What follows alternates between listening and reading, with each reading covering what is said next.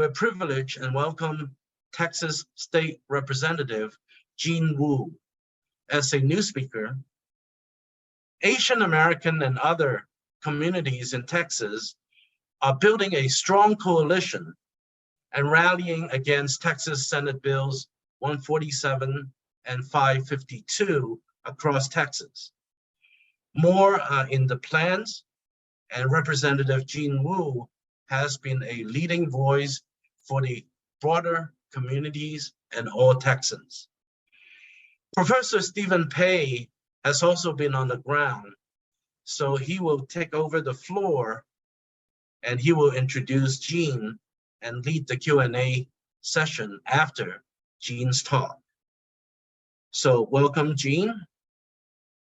At this point, if there's no question or other matters at this point, Nisha, would you help us start our meeting today with updates from CAPAC? Thank you.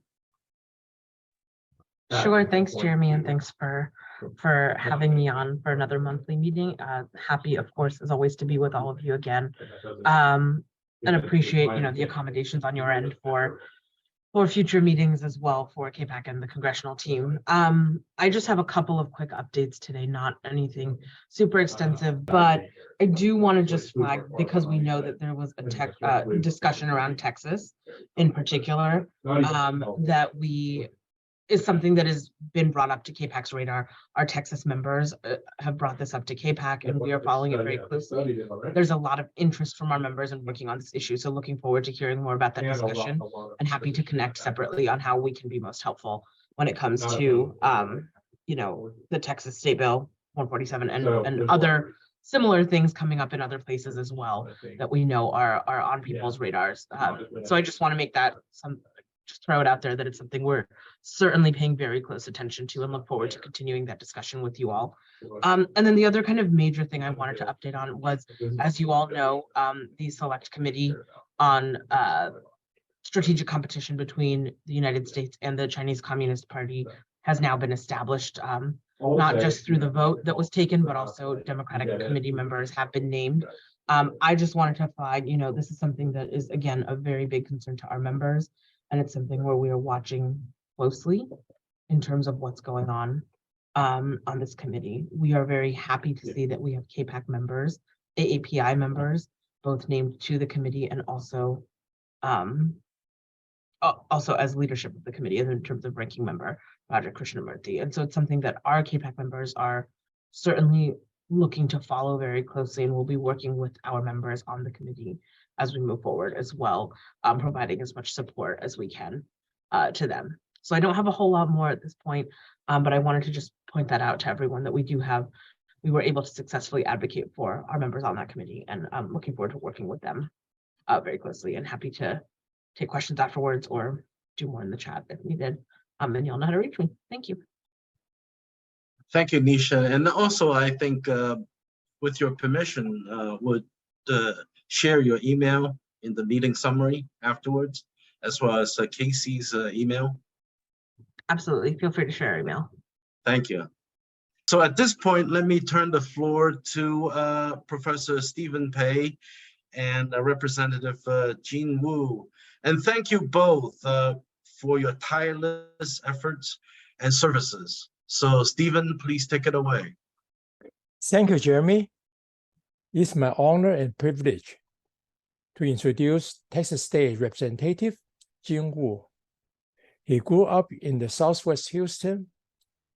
Prior to being elected in 2012, he served as a prosecutor in the Harris County District Attorney's Office and the president of Houston 80/20 PAC, the first Asian American PAC in Texas.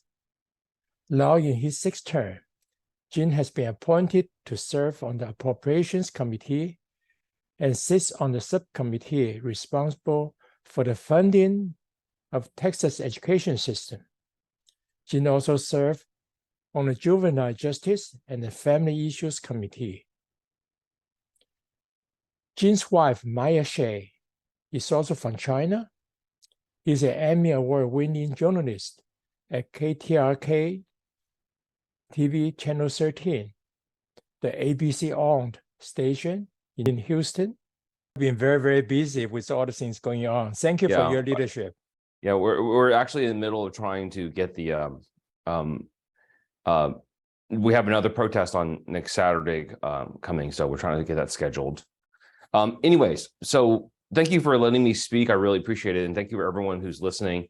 I'm sure some of y'all know a little bit about what's going on in Texas, and what's going on in Texas is starting to reflect what's going on in the rest of the nation. But just in case you're not aware, there's been several bills filed, the main one being Senate Bill 147.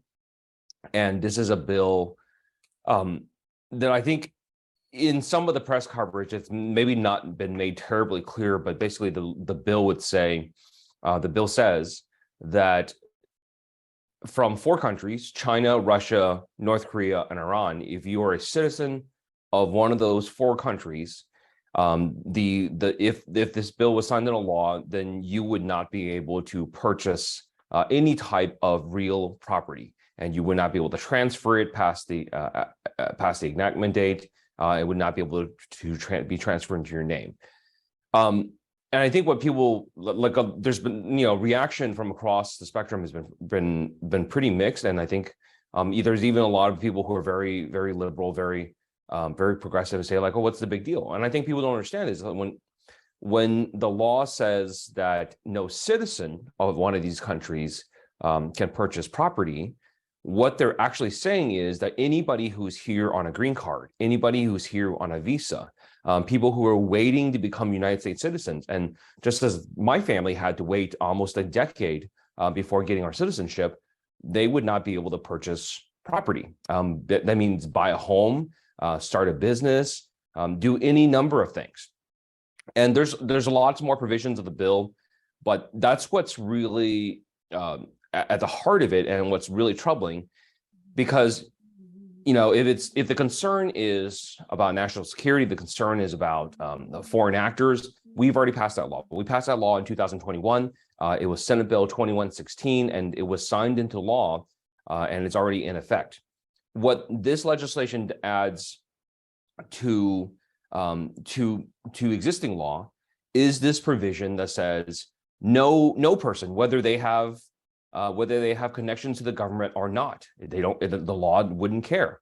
It just says if you're a citizen of one of these countries, you cannot buy property. And my family, when we were waiting for citizenship, when we were patiently and lawfully waiting for our citizenship to be processed, to be in line, and for our time a waiting period to come up, we bought a home and we started a business and did many other things. And that's sort of the aspect of the American dream would just end for tens of thousands, if not hundreds of thousands of people in this state. And the problem is this law, this sort of mentality, this philosophy is spreading across the nation. A lot of it is based on, ratcheting tensions between the US and China, but this is really a rehashing of similar types of laws that have been passed against Asian Americans, against Chinese Americans for the past century and a half. Going all the way back to the 1800s, to the Gold Rush and Railroad days, when there were laws passed that said, Chinese people are not allowed to own businesses, and the only thing they're allowed to own are laundromats and food preparation. Basically, the dirtiest, lowest forms of labor that not even the poorest of the poor would be willing to do. Well, you can do that. Right? We had laws that said Chinese people could not get married, could not have children. Right before World War II, or right before World War I, we had alien land laws that were passed in Texas, passed in California, passed in the Western states, that straight up said Chinese people and Japanese people could not own property, period. And then we did it again during World War II, during the Japanese internment, after the Japanese were rounded up. We had laws that said, hey, all you people, all you Japanese Americans, many of whom were citizens, you're losing your right to possess land, and you have 1 day to sell it. And otherwise, the government, people are just going to come in and take it because you have no ability to hold title. And so, as recently as the 1960s in the state of Texas, we had laws that were attempting to say Chinese people specifically could not own grocery stores, right? It's because there was a very public fight in San Antonio where Chinese business people were buying up and running grocery stores where there were no grocery stores before. And that really got people up in arms because of all the different reasons that generates hate and racism against Asian Americans. And they tried to pass that law in the 1970s. And here we are in 2023. Oh, and I forgot, of course, Chinese Exclusion Act of 1882. And here we are, full century later, more than a century later, in 2023. And we are really running the exact same plays all over again. And this is really disturbing. And, there's been a lot of, just to go back to the bill a little bit, for people to fully understand the implications of what this proposed law would be. In my part of the world, it is really, really common for someone with a green card, someone with a visa, to be married to a U.S. citizen. It happens all the time. And if there was a situation where a husband and wife, one husband was the citizen and wife was the visa holder or the green card holder, and the husband dies, well, under this law, and we've asked our lawyers, under this law, a probate court could not transfer the house into the wife's name. A house that she helped pay for, that she's a signee on the mortgage, on anything. Because of this law, she would not be able to own this property and have it transferred into her name because she is Chinese. That's it, right? We have additional situation that's been brought to my attention of the Iranian American community. Iranian Americans are dual citizens, are often dual citizens, and their citizenship in Iran is a product of their parentage, not by any legal action on their own behalf.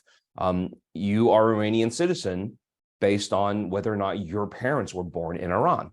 So, this law, if passed, would literally affect American citizens who are natural born American citizens, because they have Iranian citizenship, because operation of Iranian law gives them Iranian citizenship, right? And it's just, I think there's been a lot of discussion about, the proponents of this law always say, oh, national security. And, the question always is, what does, somebody buying their first home, what does somebody buying their first business have to do with national security? What does my parents' $60,000 house that we bought 30 years ago, what does that have to do with national security, right? And because we already passed that bill, we already passed a law in 2021 that said, if you are a foreign operator, if you are a company connected to the foreign government, then you can't buy critical infrastructure, like no power, water, telecom, those kind of things. That's already done. That's already signed into law. I voted for it. But now we come to the question of, well, what's next? Well, what's next is, well, let's make it all land in the name of national security. Let's make it all property. And so, just as there were very rational sounding reasons when we did the Muslim ban, right? There were very rational reasons when we did the Show Me Your Papers bill in Texas. There were very rational reasons for us to carry anti-Sharia laws. And going as far back as when there were signs on doors that said no dogs and no Mexicans, or signs on the doors that said Irish need not apply, There are always reasons, there's always very reasonable sounding explanations of why we're making this policy law. And this is really not any different. You know, in the guise of national security, in the guise of ginning up yellow fear, yellow peril again, we are taking a sledgehammer approach to an entire community. And, you know, I'm not going to go into all the different aspects of how this bill would not legally be able to function, because it's like, well, who has the responsibility of checking ID? Does everyone now have to bring their birth certificate, their citizenship certificate, or their passport every time a real estate transaction is made? Who has a responsibility of doing that? What if somebody does make a sale and it goes through? Who gets to back it out? Do the attorneys and the real estate agents get their fees back, or what? All these different questions that we don't know. But the point is, this isn't here to make policy. The point isn't to make good policy. The point isn't to actually protect national security. The point is to have legislation to drive fear, because we've spent the last 3 years, especially on the right, using Asian Americans as a foil, using Asian Americans as a scapegoat for all the ills of COVID, all the lockdowns, all the masking, all the vaccination, and the 1.1 million American deaths. Asian Americans were made the targets of it. And I don't say Chinese Americans, because everyone knows, you know, the average American could not tell the difference between Chinese, Japanese, Vietnamese, Korean, or any of the East Asians. We saw this firsthand. We saw this firsthand in Odessa, Texas, right here in Texas, where this crazy person went into a Sam's Club and started stabbing an entire family. And the family was Burmese. And, you know, and most Asian Americans, most Asians would tell you, like, pretty straight on, that Burmese look nothing like Chinese. You would never mistake someone who's Burmese for being Chinese. But yet this man almost killed an entire family while shouting anti-Chinese statements. And this is the real concern. It's not just this legislation, that I think if they passed this law, we would be able to challenge it in court under equal protection, under so many different things.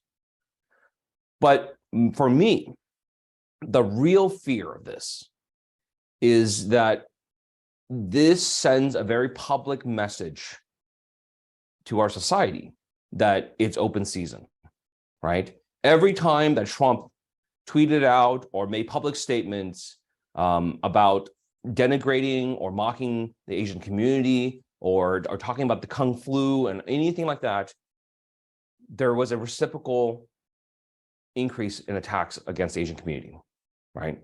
There are always people out there who are looking for a reason, looking for an excuse, looking for the high sign that it's okay, that this is the group to go after, that these are the people responsible for your ills.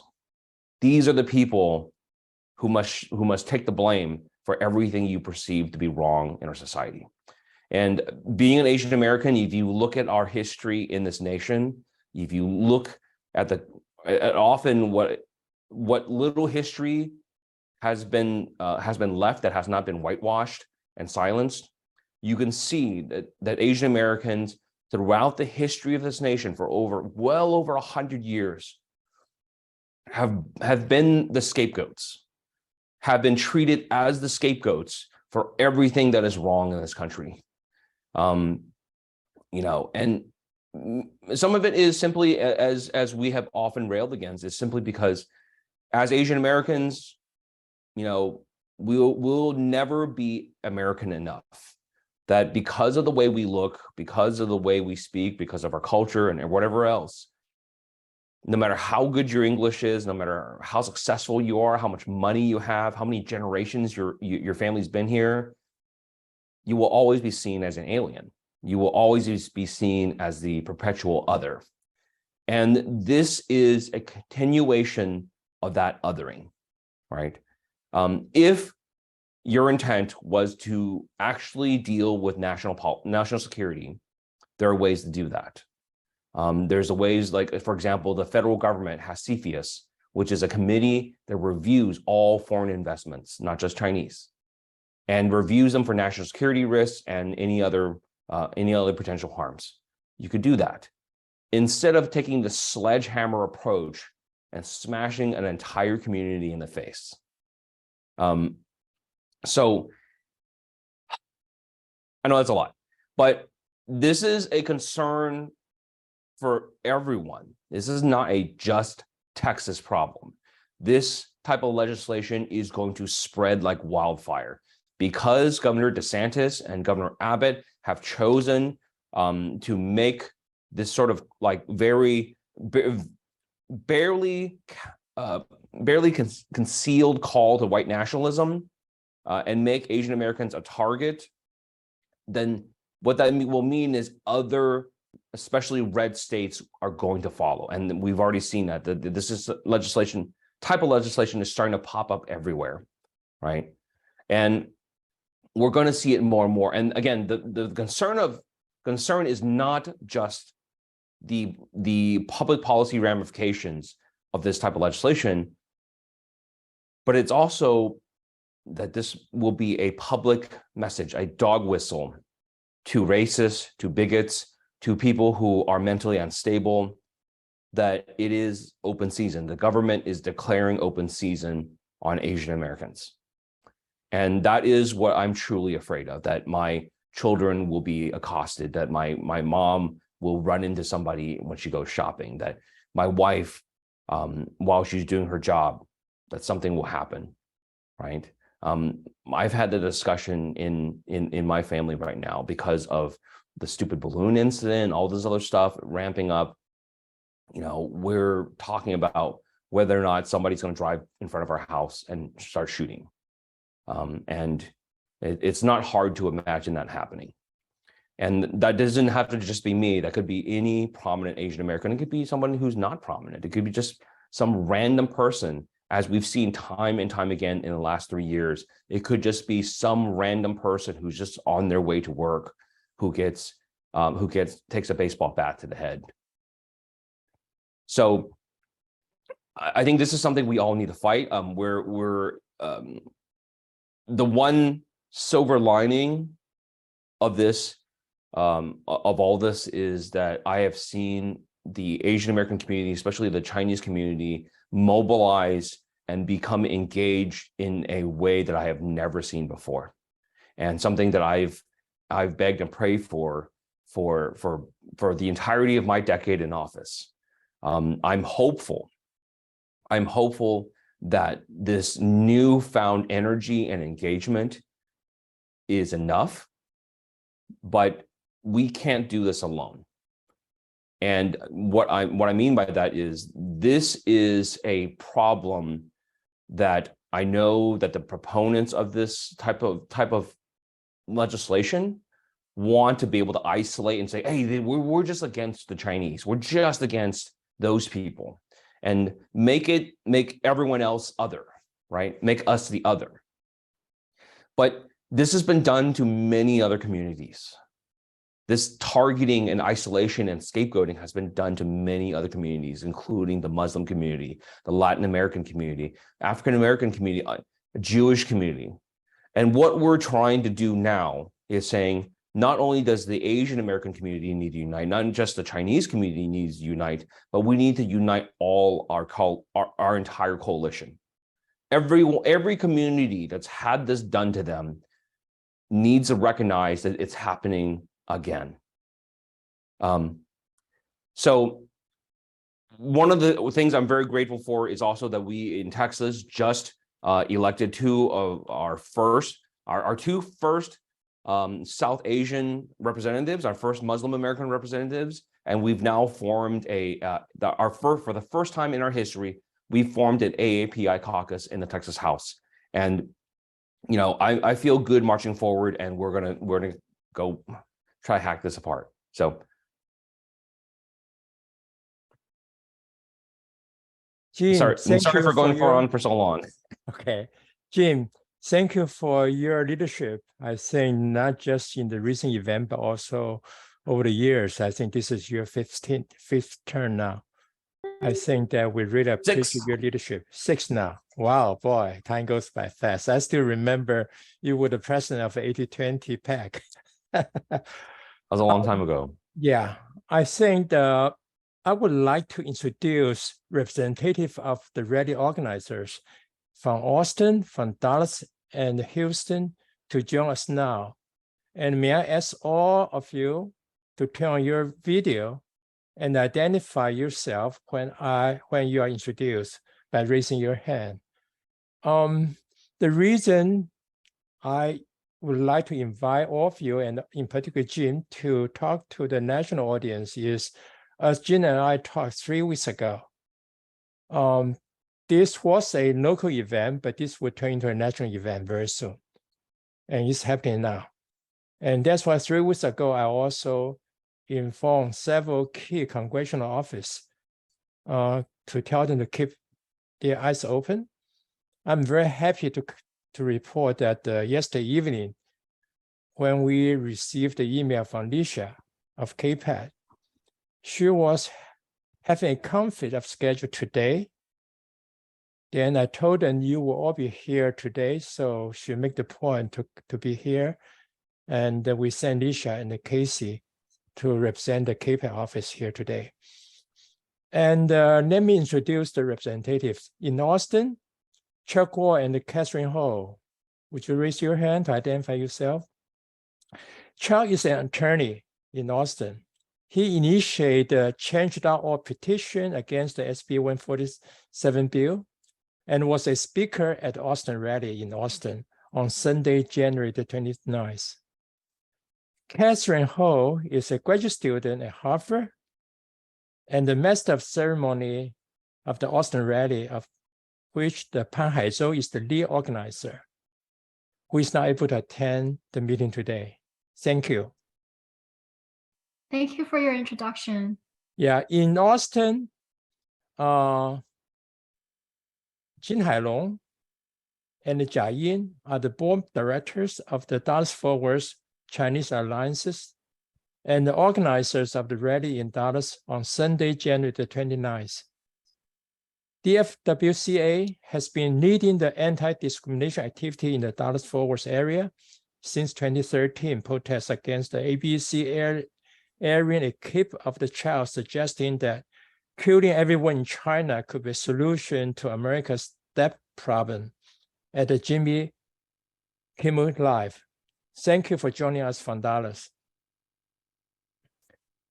In Houston, Jarlin is the founder of the Asian American Leader Council and a major contributor to the rallies at the 2 press conferences hosted by the Houston Mayor, Turner, and on January 23rd, and also the one by Forbes County Judge K.P. George on January 20th.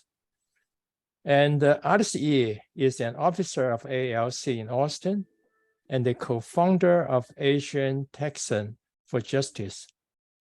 AALC also supports the rally in Austin and Dallas and is now leading the organization of a demonstration at the Houston Chinatown on the coming Saturday, February the 11th.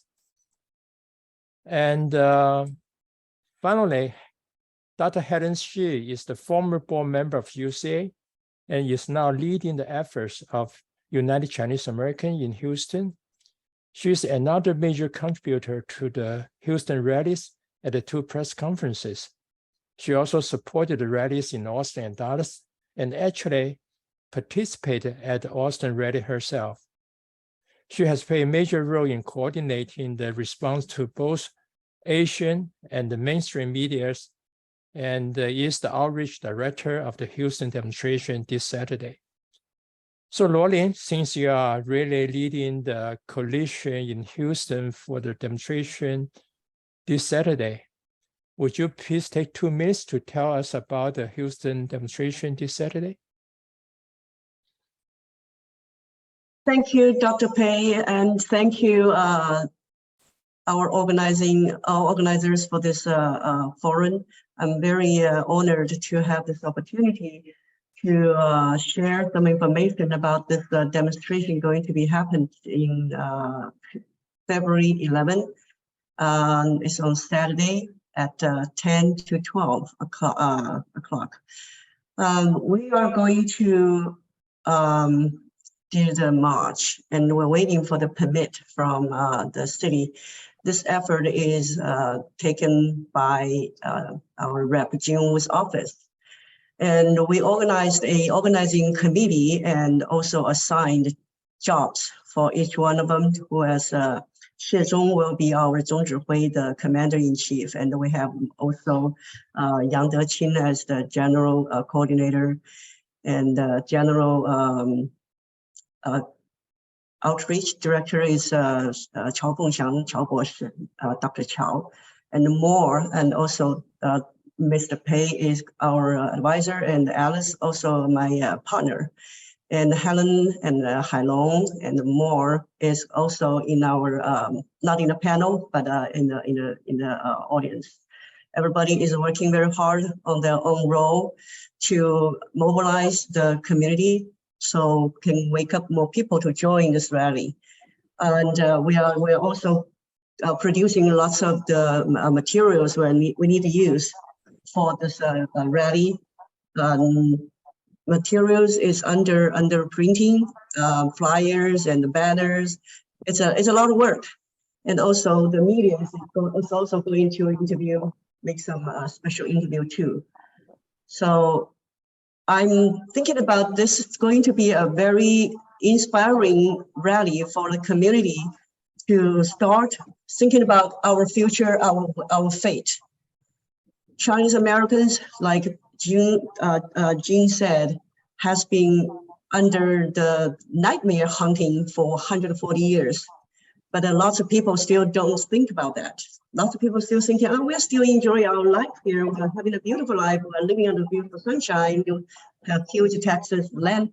And so they're thinking that property, forbidding to purchasing the property is not banning owning the house, they're only banning the land. But they forgot property, including house and land. That's why we have the property tax. There is no house tax or land tax, it's property tax. So when you pay property tax, that means it's all included, land and the housing. So we need to have some more big voices to spread this news out, to make more people aware what is in front of us. So this is our rally about. Thank you, Jarlin. Thank you. Yeah, I think this struggle is not just a struggle of the Asian American or Chinese American. I think we really have to unite with all the other ethnic groups, other community to fight this together. As Jim mentioned earlier, Iranian community is being targeted. Muslim community have been targeted as well. We are all in the same boat together. So I think, Helen, as the founding board member of the RiseAAPI, you helped to, in the background, to form this Texas Caucus. And also, you are also doing the outreach effort to the other community. Would you take 2 minutes to comment on those efforts? How do we reach out to other community? But the challenge we have right now is we as a Chinese community need to really work broadly based on not only our community, but also Iranian and other countries being mentioned, and also to bring a coalition of organizations. And because by bringing a bigger group of people, we can increase our voice, right? Elevate our power. And that specifically, I'm really grateful for AAPI elected officials led by Representative Jinwoo. And we just had a AAPI legislation day last Monday, 1 week ago in Austin, when the other Asian American elected officials have voiced very strong support for us, which is so wonderful. And at this point, we really need to reach out to more elected officials, community leaders, and other communities who have experienced similar discrimination before. And Representative Jing Wu has really taken a lot of effort doing that, reaching out to Muslim communities, Jewish communities, African-American, Latino, and many of these minority communities have similar experience in the past. And we need to bring a bigger group and building a stronger coalition. And that's really the focus of our group right now and in the next phase as well. And there are quite a few questions being asked in Q&A about what we're doing, how we're going to block this bill, and that's exactly what we're working at this moment. To organize rallies, reaching out to people, bring our allies, lawyers, community leaders, grassroots efforts, and all of this have to happen together, right? So we are making history at this moment, and this history is being made by all of us working together, including this meeting. And thanks for Dr. Pei for organizing this meeting, actually. Yeah, thank you, Helen. I think that before I open up the Q&A to the participants, as I mentioned, this is no longer a Texas issue. Almost about 10 national organizations reached out to me already, asking how can we participate and what can they do to support us. And in particular, there are a couple of things is being scheduled already. There's a partnership that APA Justice has with the United Chinese American and also the 1882 Foundation. So the founder and the executive director of the 1882 Foundation, Ted Gong, cannot make it today, but the president of UCA is here today, Hai-Pei. Would you tell us a few things about what you and UCA have in mind to do? Maybe take a couple minutes. Well, thanks, Stephen. Thanks for your leadership. I'll just take 1 minute. And this issue, as you have just said it very clearly, has already rising up to be a national issue now. And as Representative Jing Wu has worried about, as you know, that New Jersey also has some state representatives introduce a similar bill. And we heard that some other states, there are some copycats out over there doing that. Now, I really think that we have to throw everything we can and organize everybody we can and reach out to as broadly as we can to stop this thing in its track in Texas. Otherwise, it will spread to other parts of the country.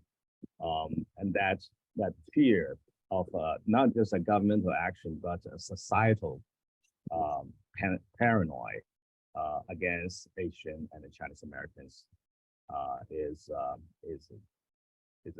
nightmare that none of us have expected that we will be in that situation when we come to this country. So to make it short, UC does plan to work with other groups, and in this week, in the next 1 or 2 days, we want to start to have talk to as many national organizations as possible, whether you're Chinese or Jewish or Black organizations, or some other groups that has not been involved in this kind of civil rights issues before.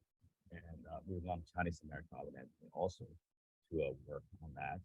I'm in Florida, and in last couple of days, I had a dinner with local Chinese organizations, and whether they are personally, whether they are Republican, Democrats, or Independents, they are all very much worried about this prospect. So I'm confident that we could do a better job of this and defeat the damn thing in its track. Thanks. Okay, thank you, Hai-Pei. One more thing which is being planned already is a 2-webinar mini-series. The first one will focus on current events. So hopefully we will get Congresswoman Judy Chu, the chair of the CAPAC, to be the keynote speaker.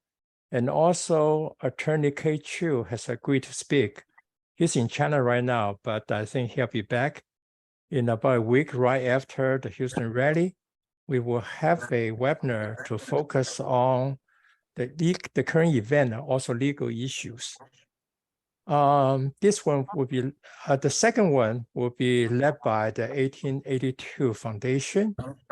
Hailong could not make it today. He has to chair another meeting starting 10 minutes ago. But the second meeting will focus on the historical perspective. And they have the moderator and the 3 speakers identified already, including one of our own, the history professor at UT Austin. So thank you, Haipei. So may I start the Q&A session? There are quite a few questions here in the list. I think, Jim, maybe you can give us an update. For example, what's the status of this bill? What's the chances of the bill will be passed? So right now, the bill has not been referred to a committee yet, so it's still sitting there. I think it will move. I know that the senator and Governor Abbott have walked back their statements a little bit and saying that they did not mean to include green card holders and people on their pathway to citizenship. My concern is this, the bill seeks to modify an existing law. The existing law is a one-sentence protection that says all people in this state, no matter their immigration status, are equal in the eyes of the law. So even if we trim back portions of it, it will still say all people in Texas are equal except for Chinese people. And I think even if the bill was cut down, passing that kind of legislation, it still sends a very dangerous statement to the public. So my concern is, of course, that this is something that Governor Abbott wants. I don't think this is necessarily a bill that the senator is pushing that hard, but I think this is something that Governor Abbott wants because he's running for president in 2024. I'm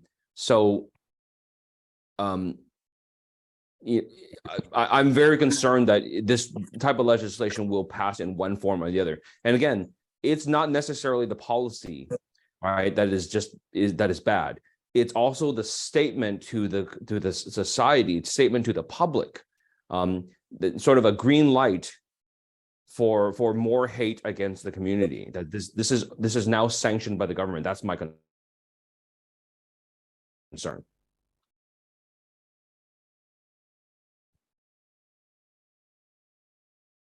Okay. Anybody want to respond to this question? Jarlin or Helen? Which question? About the perspective that this bill will move forward, and how do we plan to respond to that in Texas? Well, if you all do not understand the social political background of this bill, it's actually Trump is running for president and declared last year.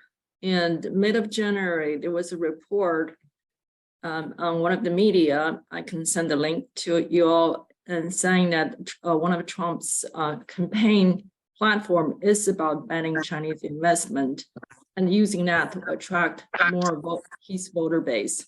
So following that, this is why Texas governor and Florida governor are doing a similar thing, and because both of them are expected to run as a primary candidate competing with former President Trump. So, and that is the challenge we are having in Texas, for example, and also in Florida, because in Texas, both the Governor Abbott and Lieutenant Governor have expressed support and are behind these bills.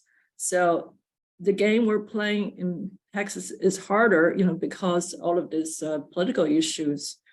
And this is why we have to work harder, and led by Representative Jing Wu and other our community leaders, And our next effort is trying to block these bills in the committee.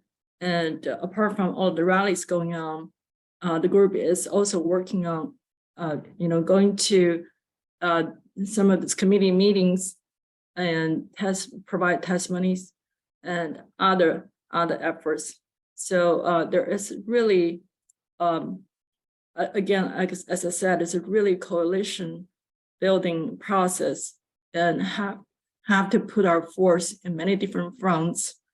And even the last resource, if the bill has been passed, there are also other legal efforts have to be lined up, to launch a lawsuit against such bills. So it is going to be a long haul. And also the other states may follow in a similar suit. So wherever state you are staying, this is why you need to watch what's happening in Texas and also in Florida, and prepare our community for similar fight. And this is why this meeting like this is very important. And I suggest and invite all of you to follow what's happening. Thank you, Helen, for sharing the information. I also want to tell some strategies we're using right now. AALC, we have an action committee. We're putting together the effort in educating people, to making phone calls and writing emails to their senators in their district. And also we are also put together a hustle to do the text banking to the voters in the district. So educate the voters what's going on against our community, so the voters will put the pressure on their legislators. So this is one of our strategy, and also we are using Reach as another platform that is not using the voters info. We're using the relational strategy that calls your friend, your family members, your neighbors, to tell them what's going on and educate them to also do the same thing to urge legislators to change the law, not change the law, as abandon this bill, and then also let their legislators to work together with the other ones to fight against this bills, so they not get passed. And we are also doing this rally. We build a coalition, like Helen said, we're building a coalition, and more organizations are joining our effort. Some grocery stores even making donations right now. So we are trying to raise more funding to help this rally and the long haul fight. This is not just a one-time issue. After this rally, we will have to keep going on, move on, and then make more people aware, so we can keep this fight until we live in a sunny day, not always in a nightmare. Because I had a nightmare 2 days ago. Yeah. It's really haunting me. That's really a big pressure because this. I think this is not just me, myself. It's everybody's nightmare. Thank you, Jarlin and Helen. Yeah. We also have Judge Lillian Shih joining us from California. So Lillian, would you take over the mic? Thank you for calling on me. I am really amazed that Texas would even propose this law. It is eerily similar to our alien land laws that were passed in the West Coast in California and Oregon, which were all declared to be unconstitutional by the United States Supreme Court in Say Fuji versus California. It is really a shameful throwback to the darkest, ugliest, most hateful periods of our past, times that we barely survived and that we had imagined our country had risen above. It is so sad that our country is going backwards like this. A lot of it has to do with the anti-China hysteria that's going on in the United States. And it's really unfortunate. I'm so glad to hear that all of us are united now to fight against this discriminatory law against Asians, particularly, even though it applies to Russians and Iranians, because we will be targeted the most as we are seen as a forever foreigner. And the senator said, we have the yellow peril forever hanging over our heads. So I am really waiting to see what I can do to help.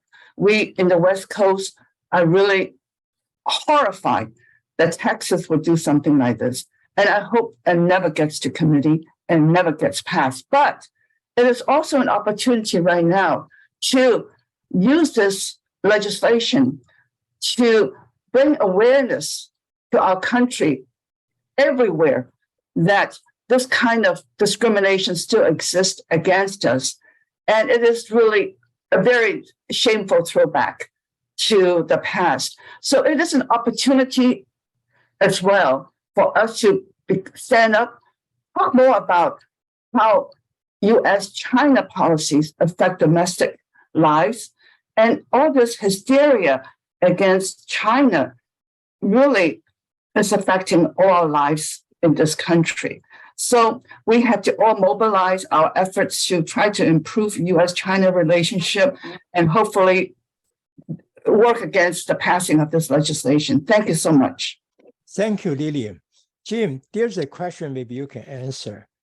There are many Chinese who are from Hong Kong and have been here for decades and have been American citizens for decades, but still holding Hong Kong IDs and therefore have a dual US-China citizenship. Would these folks also be barred from buying real estate if the law passed?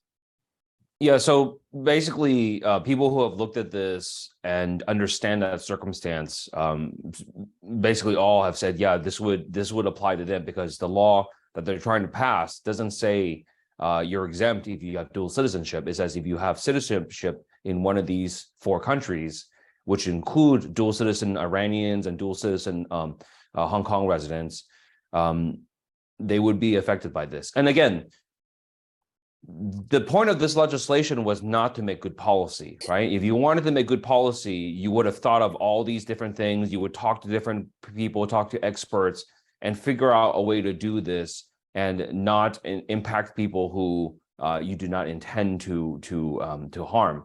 But again, this is not, the point of this is not to make good legislation. The point of this is to feed red meat, to hate, to feed hate. Here's another question maybe someone can answer. Do we know if AALC is involved in this legislation in Texas or elsewhere? Anybody knows what AALC is doing? Okay. Well, if there's no more question, the last one here is that would this recording post anywhere on a website? So as Jeremy mentioned at the beginning, the meeting in general is off the record, but we are recording because we are preparing a meeting minutes.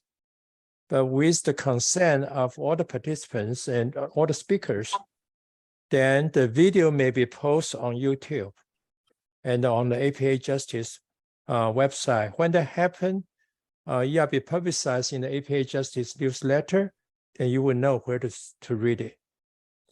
Okay, Andy, Jim, and any of the rally organizer, you have the last word before we close today. Hi, Chuck here. So one point I want to add to the conversation is that the a lot of the backward motion by some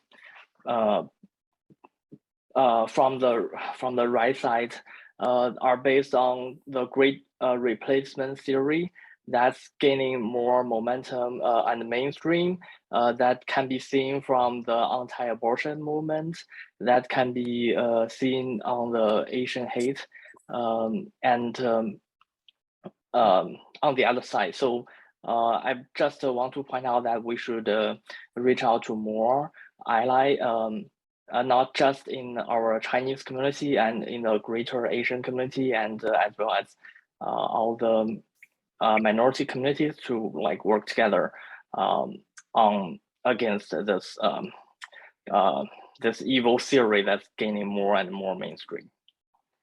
Okay, I want to thank Jean and all the rally organizers from Austin, from Dallas, and from Houston, and also Haipei from National.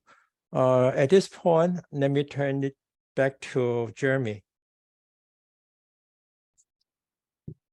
Thank you, Stephen, and all the participants and Jean. it's a very sobering and yet inspiring talk that you just had. So I think this issue is not going away, and we'll do the best that we can, especially starting from the awareness beyond Texas and the Asian American community. So I want to thank all of you. We ran a little bit over time, not a little bit, but a little bit more than a little bit. But this is such an important issue. And so I thank you all, and I will close by mentioning that next month we will be moving our meeting starting time to 1:55 Eastern Time and 11:55 Pacific Time. So there will be, again, many different topics, including this one, that will continue. So with that, I thank all of you and bid you an excellent week coming up. And again, thank you for speaking and participating. Bye-bye. Let me add the last word here. Yes, I think you please. see the picture of the yellow whistle behind Jeremy and me. The message there is "We belong." The yellow whistle was distributed in all 4 rallies happening in the past 2 weeks, and will also be distributed at the demonstration coming up this Saturday. Thanks again to everyone. Yeah. Bye-bye. Bye-bye.